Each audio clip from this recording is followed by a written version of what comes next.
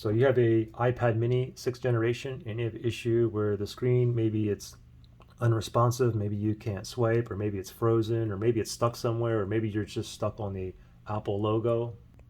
Anyway, this is typically an easy fix. All we got to do is go ahead and restart it, okay? So obviously if you have an unresponsive screen or screen issues, you're not going to be able to bring up the power off menu like this, or maybe even if you could, maybe the slider doesn't slide to turn it off. So what we have to do is go ahead and restart it. So very simple. It's a 3-key combination. Now what we want to do is this.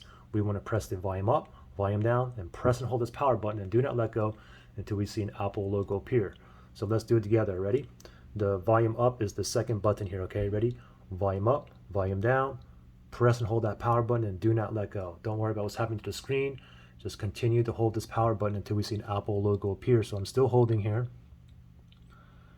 Still holding. So the iPad's turning off now.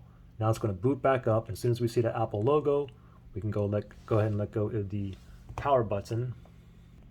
And now hopefully you are back up and running. Okay? Good luck, guys.